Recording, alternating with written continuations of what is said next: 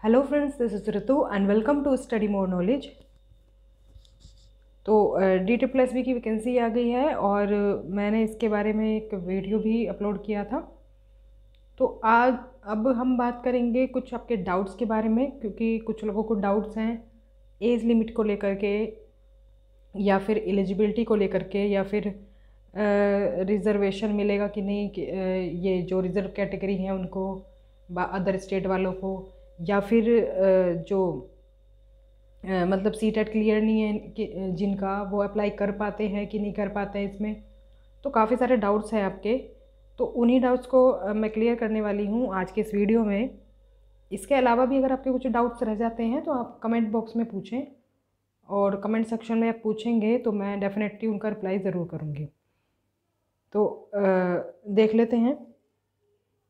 तो जो ये एडवर्टीज़मेंट आया है, इसमें ही आपको कुछ काफ़ी सारी चीज़ें क्लियर हो जाएंगी। वैसे तो अगर आप इसे ध्यान से पढ़ेंगे तो कई सारी चीज़ें आपको इसमें ही पता चल जाएंगी।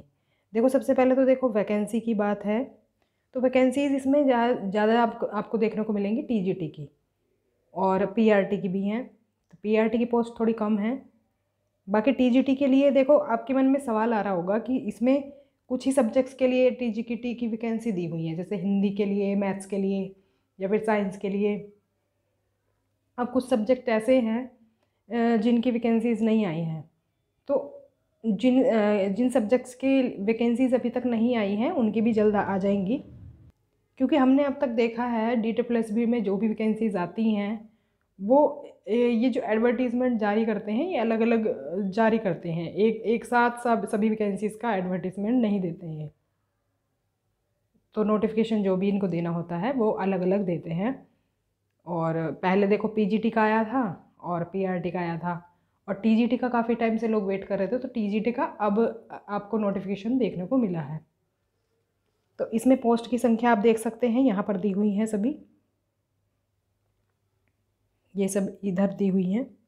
टोटल पोस्ट आपको यहाँ पर देखने को मिलेगी, इस वाले कॉलम में, इस वाले कॉलम में आपको टोटल पोस्ट देखने को मिलेंगी।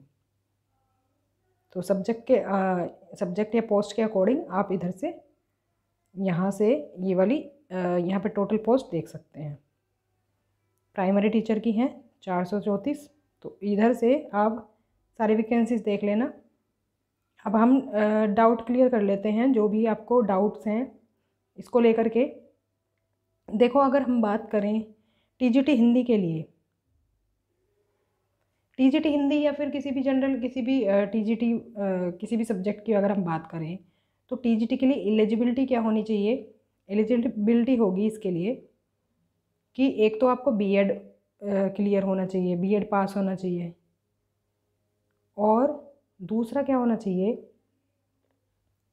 जो आपकी ग्रेजुएशन है, ग्रेजुएशन में सेम सब्जेक्ट से आपके क्या होने चाहिए, 45% मार्क्स होने चाहिए जिस सब्जेक्ट से आप भर रहे हैं। मतलब अगर हिंदी की बात करें या फिर इंग्लिश की बात करें, किसी भी सब्जेक्ट की बात करें, इंग्लिश की तो भी नहीं आई है, मैथ की बात करें, तो किसी भी सब्जेक्ट की बात करें तो 45% आपके मतलब अलग अलग उसमें होने चाहिए ईयर में, जैसे फर्स्ट ईयर में, सेकेंड ईयर में, थर्ड ईयर में, तो सभी सालों में क्या होने चाहिए, इसी सब्जेक्ट में आपके क्या होने चाहिए, 45% मार्क्स होने चाहिए। तो चलो, इसमें ये तो अच्छा किया हुआ है।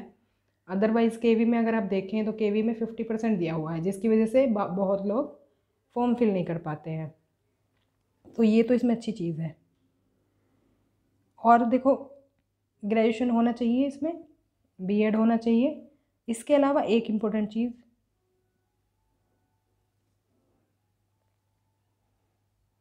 देखो डिग्री और डिप्लोमा की जो बात हो रही है ये वही है, B.Ed की ही बात हो रही है यहाँ पर। और जो हमने पहले बात करी थी वो ग्रेजुएशन की बात करी थी। ग्रेजुएशन होनी भी ज़रूरी है, मतलब BA होना ज़रूरी है उस पर्टिकुलर सब्जेक्ट में। आपका 3 साल नहीं तो 2 साल तो पढ़ा होना ही चाहिए आपको।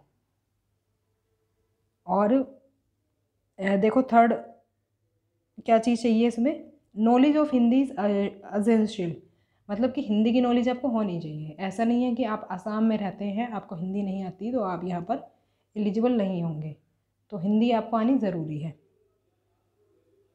और CTET क्वालिफाई होना चाहिए आपको। जो TGT के लिए अप्लाई करेंगे उनका होना चाहिए जूनियर लेवल जिसे बोलते हैं हम, CTET पेपर 2। तो सीटेट पेपर 2 इसमें क्लियर चाहिए। पेपर 1 इसके लिए नहीं चलेगा टीजीटी के लिए, तो पेपर 2 चलेगा इसके लिए।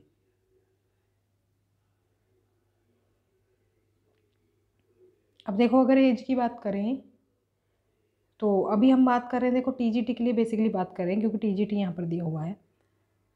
तो एज की अगर हम बात करेंगे तो टीजीटी के लिए होना चाहिए 32 ईयर्स,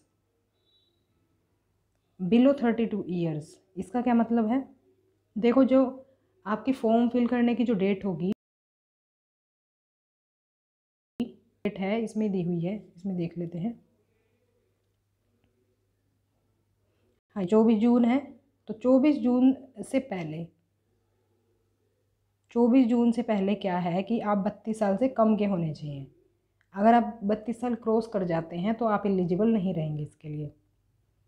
तो इट मीन्स क्या है, अब कुछ लोगों के मन में ये डाउट आता है कि हम अभी इसी महीने 32 के हुए हैं, या फिर हम पिछले महीने 32 के हुए हैं, हम इस साल 32 के हुए हैं, मतलब अब से पहले अगर आप 32 के हो चुके हैं ना तो आप एलिजिबल नहीं हैं। अगर आप बिलो मतलब 32 से नीचे हैं अभी, मतलब आप 31 के हैं और प्लस उसमें कुछ मंथ्स के हैं आप, तो हाँ आप एलिजिबल हैं। अगर आप 32 क्रॉस कर चुके हैं तो आप एलिजिबल नहीं होंगे। सेम होगा पीआरटी के लिए, पीआरटी में 30 ईयर एज है, तो 30 ईयर अगर आप क्रॉस कर चुके हैं तो एलिजिबल नहीं होंगे।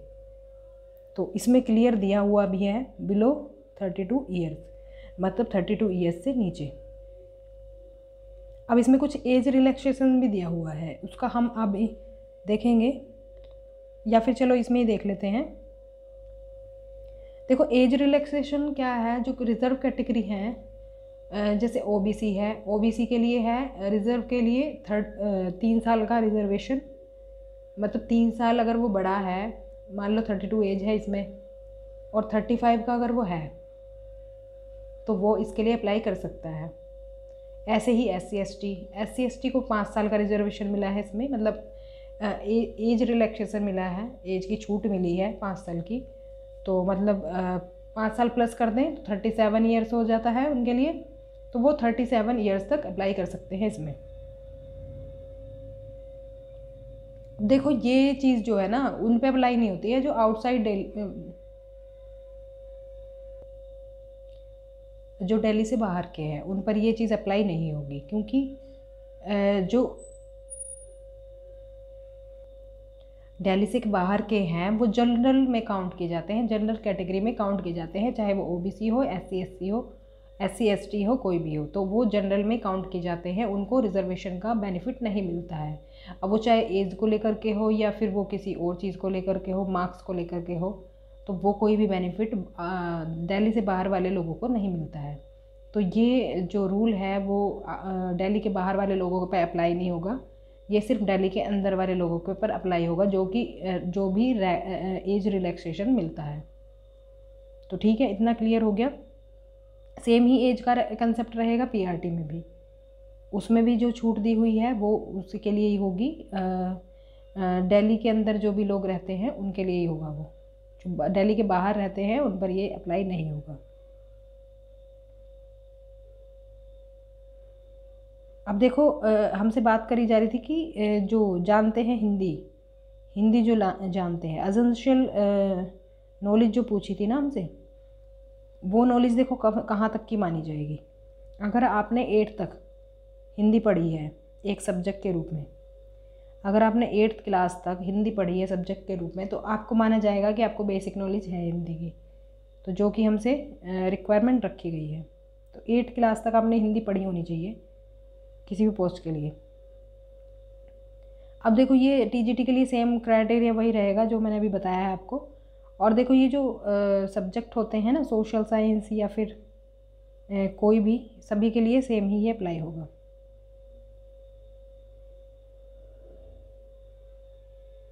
अब इसमें देखो हमने टीजीटी के लिए, पीआरटी के लिए 30 ईयर्स होनी चाहिए, और वो भी मैंने बता दिया कि कब तक होनी चाहिए।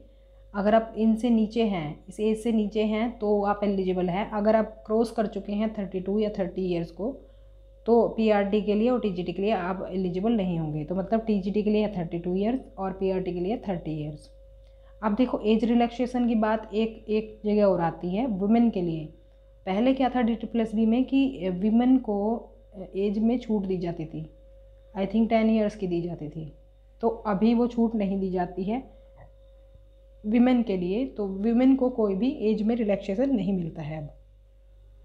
तो वो कैटेगरी वाइज ही मिलेगा रिलैक्सेशन, जो भी होगा वुमेन को स्पेशली नहीं मिलता है।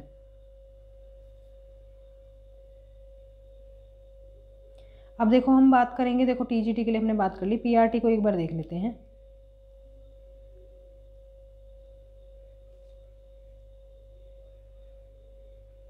PRT इसमें नीचे दिया हुआ है।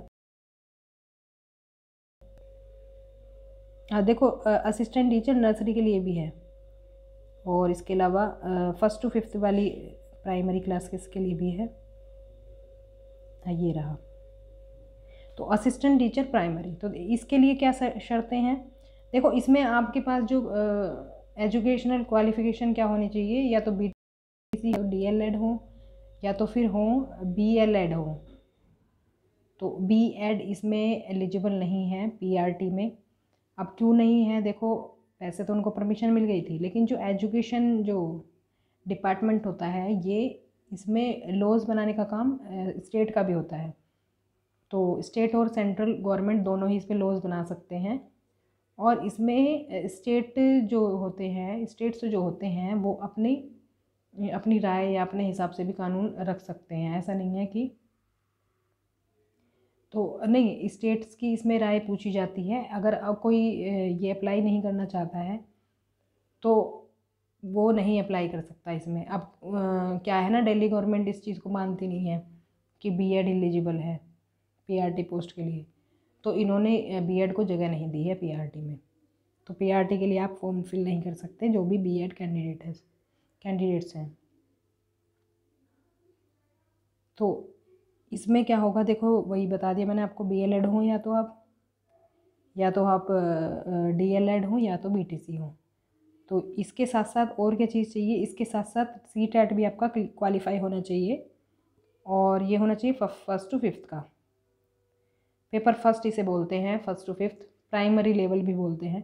तो 1st to 5th इसके लिए CTET क्वालिफाई होना चाहिए, और इसमें से एक लैंग्वेज होनी चाहिए सेकेंडरी लेवल पर, जो लैंग्वेजेस इसमें दी हुई हैं।